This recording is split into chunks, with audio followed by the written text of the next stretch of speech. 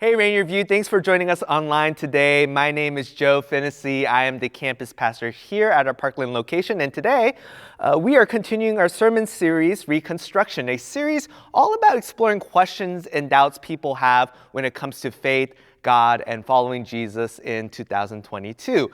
And one of the trends I've noticed as a pastor recently is that our modern doubts about God go much further than asking, does he care? Or are my circumstances too big for him? Or are there other gods who deserve my worship more? In fact, for many, the question is a lot more foundational and epistemological, right? Epistemology being the study of how we know what a justified belief is and what an opinion is. Our questions are in that lane. And essentially, the question we have is this: can a rational person in 2022 really believe that God exists? But before we wrestle with that question, we're going to take some time in Malachi and have his situation serve as a jumping off point for our modern concerns. So here's the layout for today's message. One, we're going to learn a bit about Malachi's historical context. Two, we'll touch briefly on how people in his day responded to life's uncertainties by turning to more gods. And then three, we'll talk a bit about how empiricism has changed us into a culture that questions the existence of even one God. And finally, if you're still with me then, we'll talk about what steps we can take next, whether we doubt God or know someone who is struggling with their faith. So let's start with a historically accurate clip of what was going on in Malachi's day. Check this out. Madman. You're a madman. Earth and water. But you'll find plenty of both down there. No man, Persian or Greek, no man threatens a messenger.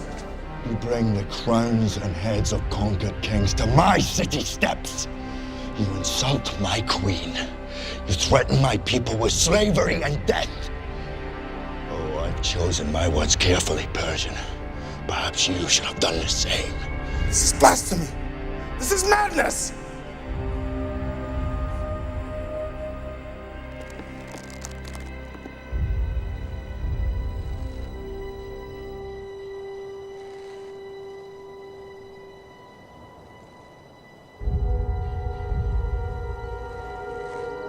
Madness. This is Sparta! All right, so Zack Snyder's 300 is anything but historically accurate. I admit that, but it does give us somewhat of an idea of the tensions that were rising in the 5th century BC. On one side of the ring, you had the Persian Empire led by the unstoppable King Darius and his son Xerxes. And on the other side, you had the underdog Greeks, who everyone had written off except they didn't write back. And in the year 490 BC, the Greeks scored a huge upset win over the Persians in the Battle of Marathon and made what was supposed to be a 4-0 sweep into a decades-long 7-game series. And during this time, when this was all going down, Malachi and the Jewish community he was writing to were all living under Persian rule. And so prolonged warfare for the empire equaled disastrous consequences for the people. Like with any war effort, taxes went up, inflation soared, but then add to this a famine and Greece's upset win, and you can begin to understand why for several Jews the sky was falling, and circumstances caused some to question if they needed to level up their God game. You see, Jews were an unusual group of people because while most nations worship several gods, Jews were known for only worshiping one, which at the time really didn't make sense. I mean, think about it. If you lived in a world that believed there were hundreds and hundreds of gods, would you prefer to have more gods on your side or less? I mean, the math is simple, right? More is better. And so some people started worshiping other gods in addition to Yahweh, the personal name for the God in Old Testament, to up their odds. And others even took it a step further. Let's look at Malachi chapter 2, verses 11 through 14. Judah has been unfaithful. A detestable thing has been committed in Israel and in Jerusalem. Judah has desecrated the sanctuary of the Lord loves by marrying women who worship a foreign god. As for the man who does this, whoever he may be, may the Lord remove him from the tents of Jacob, even though he brings an offering to the Lord Almighty. Another thing you do, you flood the Lord's altar with tears. You weep and wail because he no longer looks on favor on your offerings or accepts them with pleasure from your hands. You ask, why? And it's because the Lord is the witness between you and the wife of your youth. You have been unfaithful to her, though she is your partner, the wife of your marriage covenant. Now, here's a great case study for why we need to be careful when reading the Bible, because sometimes people have used passages like this to argue that God is against interracial marriages, while, of course, conveniently ignoring how God blesses the multi-ethnic households of Rahab and Salmon and Ruth and Boaz, to name just two examples. So let's be clear about this. The problem God has in Malachi 2 is not with interracial couples and families. What's going on here, however, was that some Jewish men were divorcing their wives to marry non-Jewish women, not only for the financial benefit in economically difficult times, but also to forge allegiances with the foreign gods of their new wives. And this practice was especially heinous to God because by divorcing their wives, these men were allowing their former partners to fend for themselves in a time when women were especially vulnerable due to the patriarchal character of society. So the problem wasn't multi-ethnicity, but loyalty and justice. And if this is really confusing, or if you're interested to learn more about what was going on in Malachi's day, especially here in chapter 2, go check out our newest podcast episode on the Rainier View podcast. And Jeff and I will be spending some time breaking down this section of Malachi. But for right now, let me just sum up the issue in Malachi 2 like this. When people needed to make sense of their world, they were tempted to turn to more gods, not less, and were willing to do anything necessary to make that happen. And if we all lived in the 5th century BC, this sermon would be all about how we need to check our tendency to put Molech, Marduk, and Zeus in our starting lineup of gods to pray to, with Yahweh in the flex. But in 2022, the exact opposite is true about our culture. We aren't looking for more gods to worship, but instead we are becoming less and less sure that God even exists. Just this past September, the Pew Research reported that by the year 2070, only 48 years from now, by the way, Christians will go from representing 63% of the US population to just 33%. Meanwhile, in the same amount of time, the 29% of Americans who identify as non-religious today will balloon to 50%. Why? Well, we talked last week about how the failure of Christian leaders and institutions has done much to turn people away from Jesus. But it's not the only factor in the decline we're seeing. Another reason is that many people in the U.S. find belief in a God to be anything but intellectually viable. Unlike the 5th century BC, our problem today isn't that people are worshiping too many gods, but instead they find it hard to believe that there is even just one God.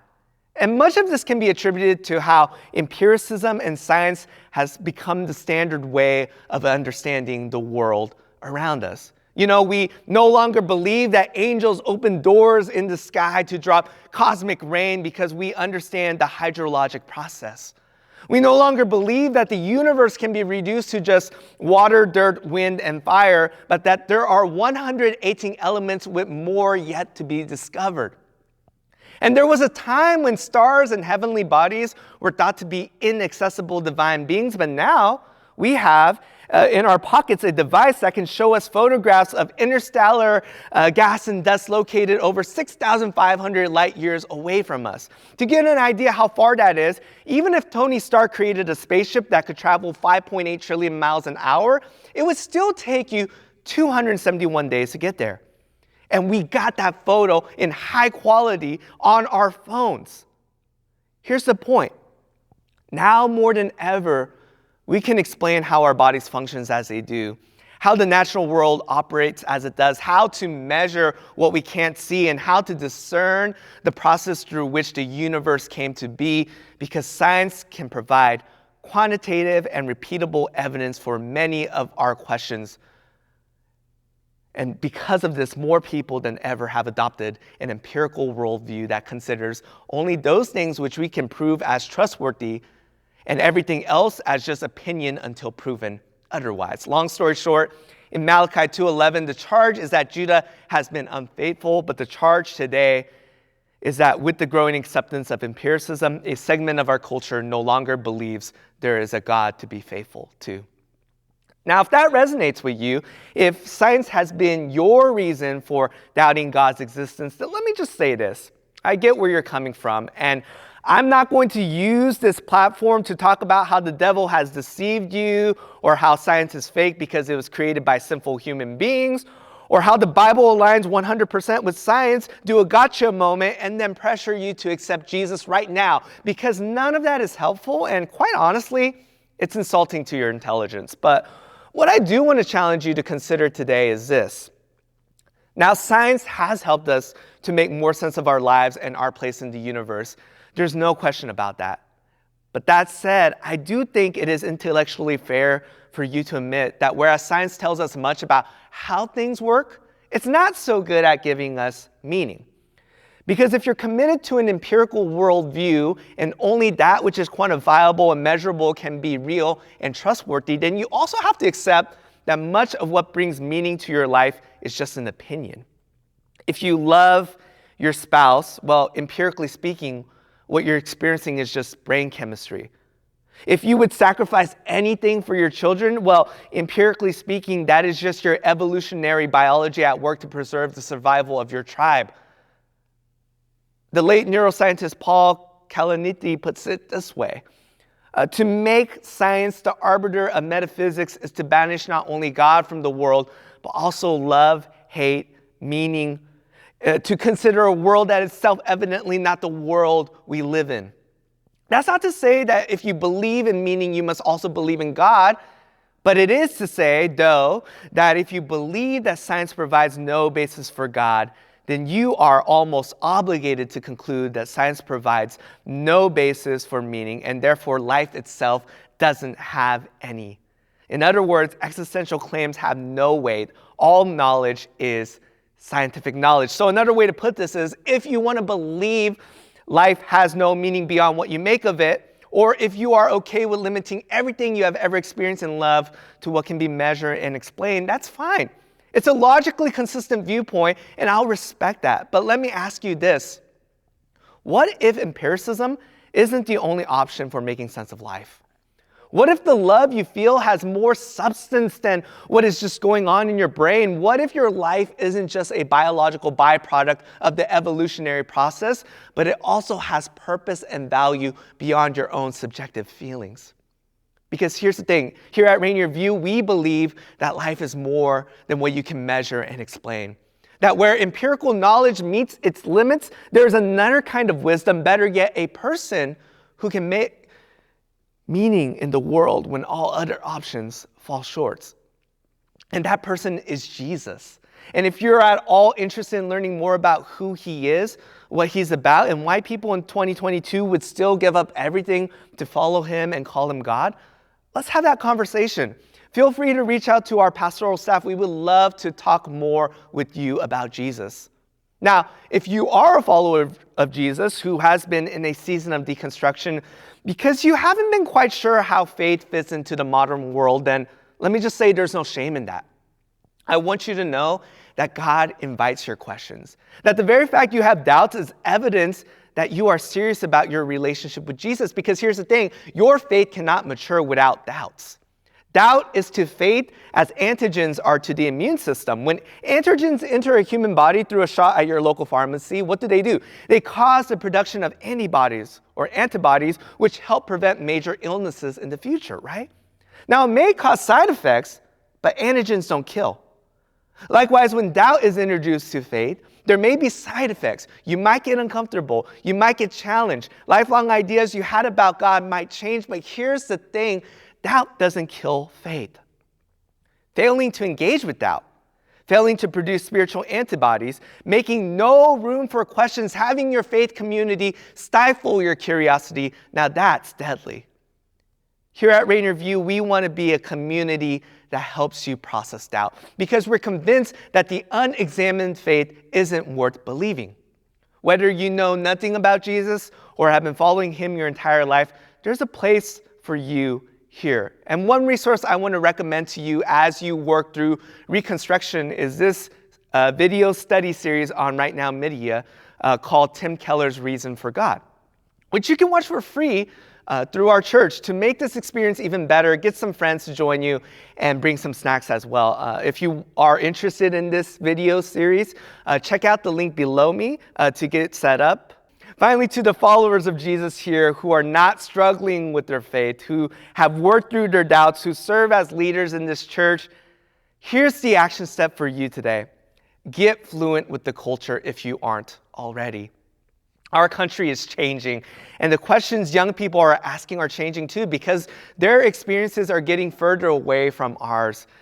They are going to live in a far more multi-ethnic, multi-religious, empirical yet spiritual, digital world that is far more skeptical of institutional bodies, far more receptive of different ideas, far more passionate about social justice, and far more concerned about the stability of the created world. And our job is not to have them meet us where we are at, not to ask them to engage with our concerns, but to go and bring the gospel to them in such a way that when they hear about Jesus, they don't get answers to questions they're not asking, but real good news for their very real lives.